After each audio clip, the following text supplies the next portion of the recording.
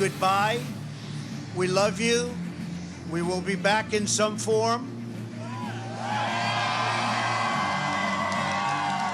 Welcome back. That was President Trump about 4 years ago, and yeah, he came back as kind of a political reincarnation of Grover Cleveland, the only other president elected to a second non-consecutive term, also a New Yorker, but Democrat, different kind of politics, different orientation to the presidency, to be sure. That's where the comparisons basically end. Alex Isenstadt is back with me here at the table, I'm happy to say, to discuss his new book, Revenge, the inside story of Trump's return to power. It's great to have you with us. Thanks for coming back for a second segment. I want to read from your book, something you know well because you wrote it, about Elon Musk and President Trump. Quote, Musk had cultivated a rabid following, many of them young men who dug his give no Fs, I like to break S, fill in the blanks, ladies and gentlemen, you can do it, go ahead, style through his purchase and prolific use of X, his Tesla leadership, and his status as the richest person on the planet. That fits perfectly with today's video from the White House South Lawn. Show it, control room, please. The president and Elon Musk on the South Lawn as if it had been converted into a small Tesla dealership. President says he's going to buy a Tesla and pay full price for it. Diagram for our audience, Alex, based on your reporting and your book, the relationship between Musk and Trump and its likely durability. Well, one of the things I write in the book is that Brat Summer became Bro Fall in this campaign, and Trump really cultivated the support not just of Musk, but a broader segment of the bro population. Musk was symbolic of that. And here's one of the interesting things about Musk is that— Was Musk the key to that bro vote? He was part of it. He was part of it for sure. It certainly didn't hurt. He was definitely the leader of it, the most prominent figure of it, along with Joe Rogan, who, of course, Musk helped Trump get on Rogan's show. He helped broker that. But here's the thing about Musk, which is Trump respects Musk because he's a fellow billionaire. He respects Musk because he's the richest person on the planet. But here's the thing about Musk, which is that unlike a lot of other cabinet members, Musk doesn't really have to answer to anyone. He answers to Trump to some degree. Nominally, but he's the richest person on the planet. So if this thing doesn't work out for him, if what he's doing with Doge doesn't work out for him, he's just going to go back to Tesla. He's going to go back to X.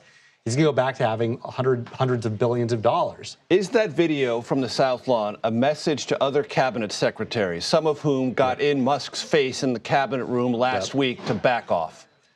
Well, here's the thing about Trump. Trump has showed that he respects Musk multiple times in recent weeks. There was that. There was that public cabinet meeting that Trump had in front of cameras where he had Musk speak. You didn't see other cabinet members have that kind of platform. Trump called out Musk at the State of the Union.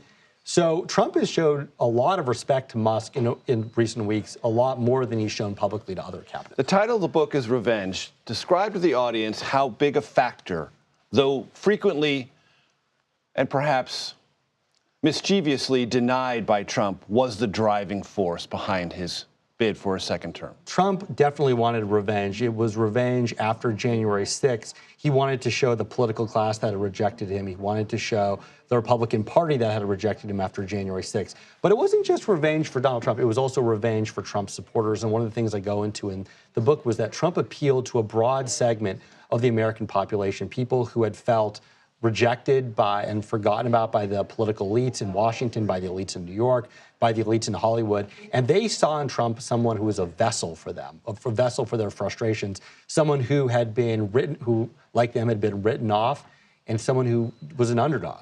And how much did mugshot magnetism play into this? It helped Trump. Again, like you look at these things, whether it was January 6th, whether it was the mugshot, whether it was Trump's legal problems, they all became kind of a plus for Trump in the end. Trump supporters saw in him someone who was like them, someone who was under duress, and that became fuel and ammunition for Trump. Did Trump supporters see him as someone who was being chased and sort of pursued by their same foes, 100%. Their same obstacles to either happiness in America, satisfaction, a better job, a better education, fill in the blank? 100%. And you talk about these— whether that's true or not, they saw it that way. They saw it that way.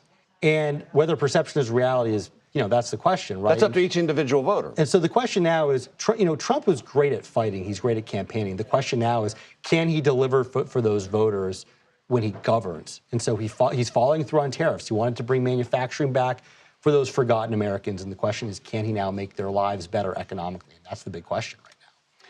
How important were those who were closest to Trump in trying to run the 2024 campaign differently than 2016 and 2020 were run? It's a totally different ballgame. Trump's political operation, his operation generally, was better than anything he had in 2016, was better than anything he had in 2020. It was far more functional than the White House he had. And so Trump really benefited from having a campaign that was run by, in many cases, traditional operatives. And those people are now in the White House. And so you're seeing a White House that is much more uniform behind him. You're not seeing infighting the way you had in the first White House. You're seeing a team that's very much unified behind Chief of Staff Susie Wiles, who she had with her in the campaign and who she's now brought with her to the White House. Alex Isenstadt, thank you very much. The book again called Revenge.